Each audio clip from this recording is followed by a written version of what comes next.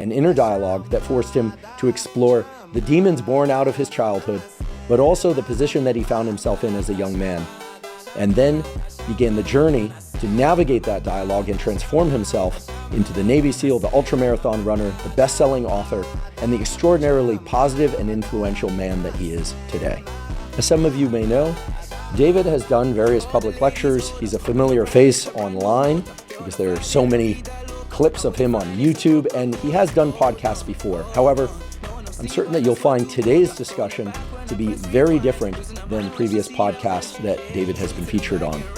The reason is that, of course, we get into his accomplishments. We talk about the mindset that allowed him to achieve those things. But today, David really lets us under the hood. He lets us into the form of inner dialogue that he has to embrace, indeed that he has to grapple with on a daily basis, sometimes multiple times throughout the day and night, in order to impose the sort of self-discipline that he is so well known for. We also get into some of the scientific mechanisms underlying willpower, and we talk about David's current endeavors that include, for instance, his own exploration of science and medicine, for which he has become an intense scholar and practitioner. I should mention that multiple times throughout today's discussion, you will hear curse words. Now, David and I both acknowledge that cursing isn't for everybody, and that cursing itself is different than cursing at somebody. Nonetheless, we do realize that many people, parents perhaps especially, might not want to hear cursing. If you don't want to hear cursing, well then this podcast episode is probably not for you. However, if you are comfortable with cursing or if you can tolerate it, I assure you today's discussion is highly worthwhile. David Goggins, welcome. Oh man, good to see you again, man. Great to see you. It was late 2016, early 2017, I believe, when you were in my lab at Stanford. Yes, sir. We did a little work later that day down in San Jose, and gosh, see you everywhere, but it's not enough. So great to have you here. Thanks for having me on, bro. You embody discipline and doing hard things. Right. I think just start right off with Let's just go there. The bold truth. But right before we went hot mics, right, we were talking about learning. Right. Right now, you're spending some time learning and doing things that I think most people probably don't typically associate David Goggins with. Right. Why don't you tell us about that? Well, most people just look at me as the guy that runs and yells as he's running. And that's, while I do that, to motivate people, but people don't understand that my day is broken up into segments. I work out, I eat, I sleep, but I spend most of my time studying. So like, I'm in the medical world, I'm a paramedic in Canada, but I spend a lot of my time trying to nuke every single thing about it, because I'm not trying to just be a paramedic, learn about veins and arteries and how the heart pumps and stuff like that. I'm trying to learn to the point where I can save someone's life. And even though paramedics are doing that all over the world, I'm trying to be that paramedic that can really dissect exactly what's going on and figure out, what medication goes where. Just trying to learn, the algorithm of what's going on, man. So I spend a lot of time with it. I love the word algorithm, because when I teach biology or try and learn anything that's related to biology, especially the human body, right, I need to know the nouns. Yep. But it's the verbs that matter, and that's really what you're talking about. Like just saying that sits there, that brain part there, doesn't tell you how it all works together. So what does your process for studying look like? Like if we dropped a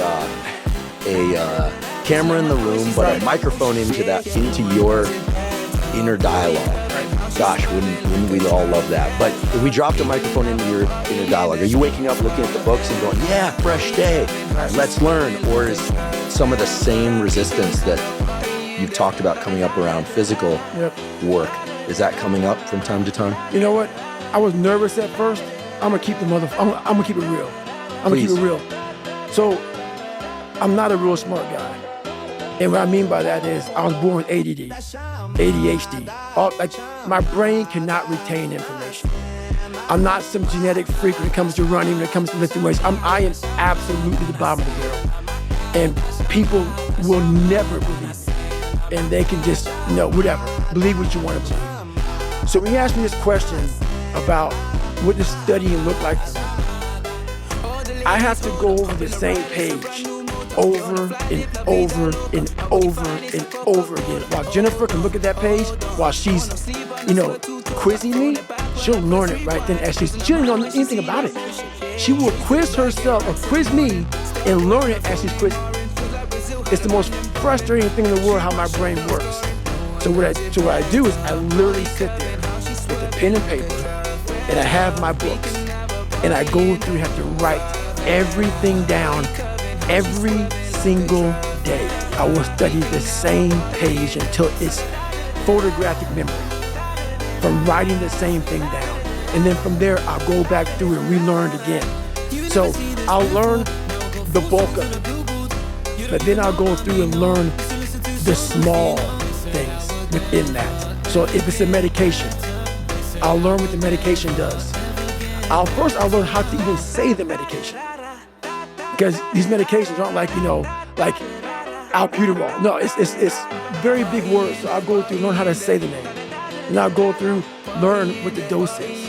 Then I'll go through, and it's like every single day. It's not like, oh, I got it. Let's just go through. No, nothing is I got it. Every single thing. So I can't wait to get this conversation because everything I do in life, it sucks. Everything I do in life, it sucks. That's why when I was 300 pounds and 24 years old, it wasn't like I had some big epiphany of, let's just go be a Navy SEAL, let's lose some weight. No, I knew my entire life was going to be a struggle, which is why I just ignored it. And I said, I'm not even trying to jump off into this shit and learn how to read, how to write, how to memorize, how to become something I am not. But through that process, something happened to me. And I realized this is why I feel sorry for no one. In this podcast, they're going to really not like me because people are going to think that I am maybe lying or maybe fibbing or exaggerating. No, I was the lowest form on earth. No talent, no ability to learn, and I literally know what it is to rock bottom and to build that up. So that question about learning is a pain in my ass, and I don't have to do it. Just think about it. I'm 49 years old and I'm a multi-millionaire. I don't have to do anything. So all I thought about when I was growing up is, man, I can't wait to one day get to the point where I no longer have to do this stuff. But what happened, I got older, it became a way of living.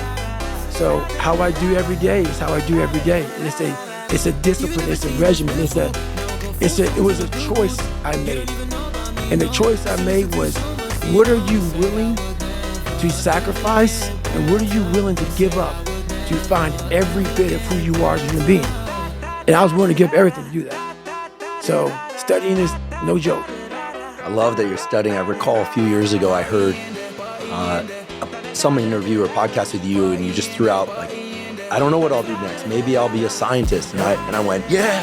I was like, because I know you a bit, and I see your work out there, but we've met before, that if you decided that, you were going to do it. Right. And learning medicine, which is what you're doing, right, learning human physiology is so detailed. And people out there have to understand, when you look at a textbook and you see the veins and the capillaries, different colors, when the body's open, they're not different colors. Right. They're not. Right. So, I mean, some things have different color contrast, but it's not like it's all labeled when you pop it open. Exactly. And so the process of writing things down by hand is important for you. So you go back and read those notes. Do you think about that stuff on your runs too? Or are you segmenting your day? Like when you're done studying, are you heading out for a run and thinking about other things, or are you still rehearsing the material in your head? So when I write it down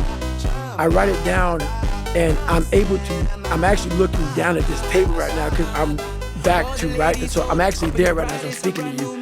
I write it down in a way that I'm memorizing page 69. So I'm writing it down, so then writing it down and that page sync together in my brain. So I'm looking at the book in my brain right now.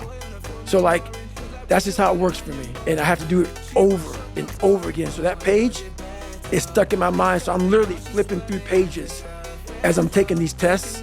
And I'm taking these national tests to become a paramedic or become a advanced EMT or whatever. I'm literally, as I'm taking that test, I'm going through and I'm like, now I'm flipping pages in my head of where that page was, and how I do that is just from how I write it and how it's on the page. When I run, I can't recall any of it. I cannot bring any of that because I'm running. How my mind is wired now is that everything I do is what I do. Because the focus it takes for me to, like right now, I'm running. I'm not like a great runner. I'm not like injury free. So like my first 20 minutes of the run, I'm limping. I'm literally limping because I've had several knee surgeries and my body was twisted. And so now it's untwisting. So people look at me, oh, it looks like he's limp, like limping when he runs. I am limping when I run. My body's jacked up, so I'm focusing on how to get the best out of a broken body.